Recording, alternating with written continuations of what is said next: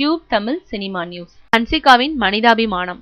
சமீப காலமாக மனிதநேயம் மனிதாபிமானம் எல்லாம் செத்து கொண்டிருக்கிறது என்று சிலர் சொல்கிறார்கள். ஆனால் அது ஹன்சிகா போன்ற சில நல்ல மனம் கொண்டவர்களால் இன்னும் வாழ்ந்து கொண்டுதான் இருக்கிறது என்பதை ஒரு சம்பவம் உறுதிப்படுத்தியுள்ளது.